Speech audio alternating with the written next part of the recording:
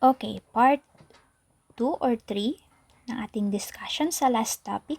So, pag-usapan naman natin si electric power. Okay, na-discuss ko na kung ano si electric power. So, sabi natin, i-review lang natin. Ang unit niya is watt or capital W. Ano si power? Rate at which energy moves or used. Or gaano kabilis mo nagagamit yung energy. Okay po. Okay. Yung energy ay na-measure sa joules. Yung power ay watt or joule per second. Okay? So, sabi natin yung power ay joule per second or watts. Ibig sabihin, kung meron tayong 100 watts na ilaw, kailangan niya ng 100 joule na energy kada segundo para mapailaw siya. So, yung isang watt, napakaliit lang niya. So, araw-araw, gumagamit tayo ng mas mataas na unit na mas kilala natin sa tawag na kilowatt. Ilang kilowatt nga? So, ang kilowatt, nilagyan mo lang ng K, which is 3 zero, kaya siya naging 1 kilowatt is 1,000 watts. Okay po, so sa mga motors naman, tinatawag siyang horsepower. Okay po, horsepower. Ibig sabihin, 1 HP, horsepower is HP. So, 1 HP is equal to 746 watts. So, may encounter nyo siya, yung horsepower. Okay, formula natin. Meron tayong P, which is the power. Meron tayong V, which is the voltage. Meron tayong I, which is the current.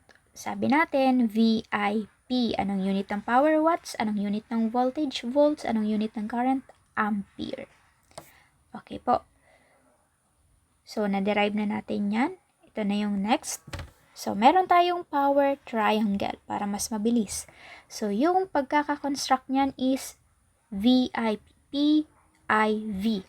Okay po. So, tandaan na lang kung ano yung pagkakakonstruct ng power triangle. So, kapag hinahanap natin yung P, tatakpan lang natin yung P, kaya yung magiging formula is IV or VI. Kayo nang bahala kung paano nyo ilalagay. So, kung hinahanap natin yung current, tatakpan lang natin yung I, magkakaroon tayo ng formula na P over V. So, kapag hinahanap natin sa voltage, tatakpan lang natin, kaya ang magiging formula is power over current. So, kapag nagbabayad tayo ng electricity, 'di ba? Meron tayong electricity bill. So, ang ginagawa lang naman diyan is power, minumultiply siya. So, paano ba yan makuha? So, power multiplied by the time used. Kaya nagkakaroon tayo ng kilowatt hour. Okay po, so kilowatt hour, imumultiplied lang siya ng kung magkano ang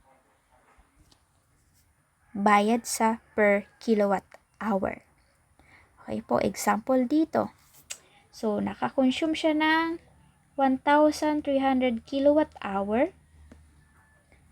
And then, minultiply siya sa 0.14 dollars. So, yung babayaran niya is $182. So, electric companies like Casoreco 3 charge for the number of kilowatt hour used during the set period of time, often a month. So, every month, nagkakaroon ng reading na tinatawag. Okay, 1 kilowatt hour means that a kilowatt power has been used for 1 hour. Yes. So, isang oras, nakakagastos ka ng 1 kilowatt hour. Okay po, kaya siya kWh. Since power multiplied by time is energy, a kilowatt hour is a unit of energy. Okay po. So, kilowatt hour is a unit of energy. Energy. Kilowatt hour, energy siya. 1 kilowatt hour is 3.6 times 10 raised to positive 6 joule. So, hindi naman na natin siya pag-aaralan. Diniscuss ko lang siya para may alam kayo kung paano nagkakaroon ng bayarin sa kuryente. So, ganun yung tinatawag nating electricity bill.